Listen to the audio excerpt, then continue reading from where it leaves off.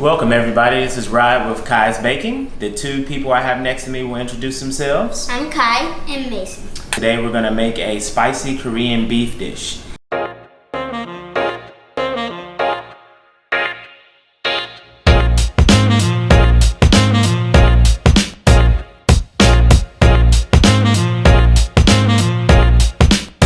We're going to start off by heating up our pan.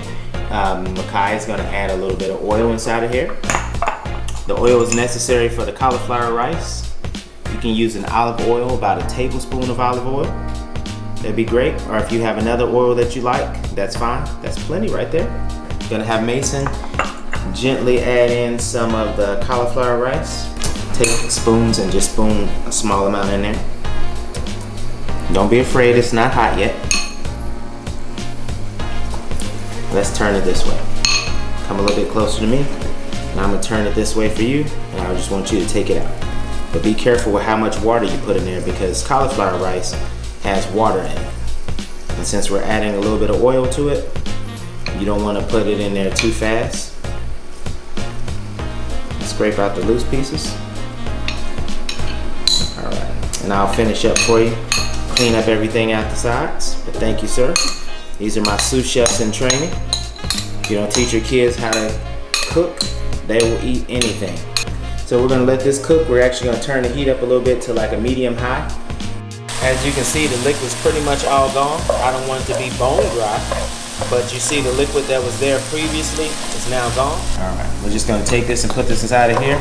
We'll save this to the side and we'll plate this later. Now I'm gonna pour in a tablespoon of olive oil. All right, Mason. You add the ground beef, please.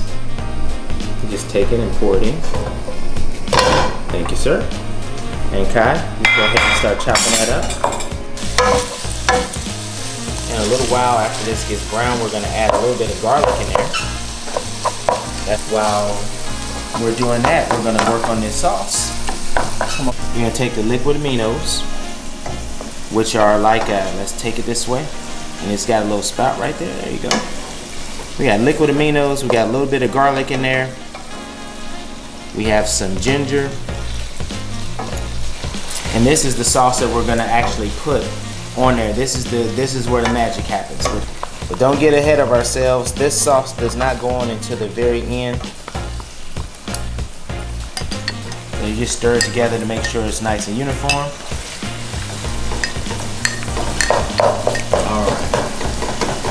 Good way to keep your family involved.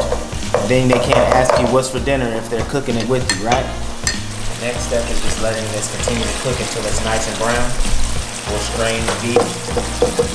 Even though keto uses a lot more fat, we don't want to have that much fat inside of that. Ground beef can be pretty fatty. All right, now that the meat is done, we're gonna take it off and go strain off this extra oil that's there.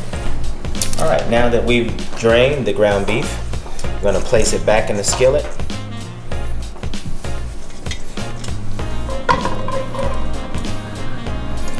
It's all done. One thing you do, a nice little trick that you can do, learn this by going to like one of these little Japanese steakhouse. Just make a little space in the middle. Put the garlic right in the middle. If you miss, no worries. Tap that, tap that. There you go. Let me get the rest of that. That's garlic goodness. You can't let that go to waste. Garlic is one of the stars of this dish. Alright. As we're letting the garlic come together, you just want the garlic to start to cook a little bit.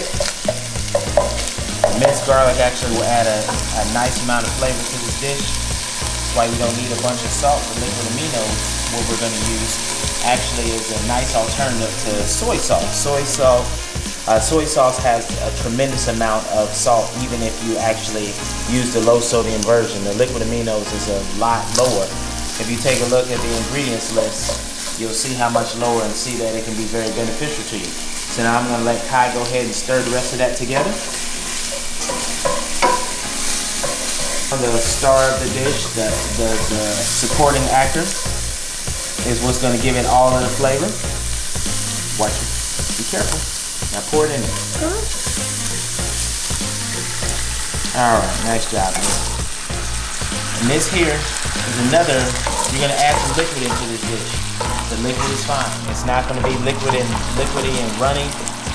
This will actually all cook off. Since the meat is gonna soak in the flavor, and just let it sit.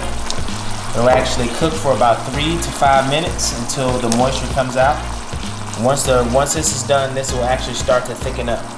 You'll actually see it to start to thicken up. You'll see it start to pull away as you're sauteing this meat. It'll just start to pull away from the liquid and start to absorb into there, and all of the flavor will stay. So right now we're just cooking off a little bit of the excess. Everything is done. We're just letting it get thick. You can start to smell the flavor. But now it's done. So we're gonna go ahead and cut the stove off so we don't overcook it. Alright.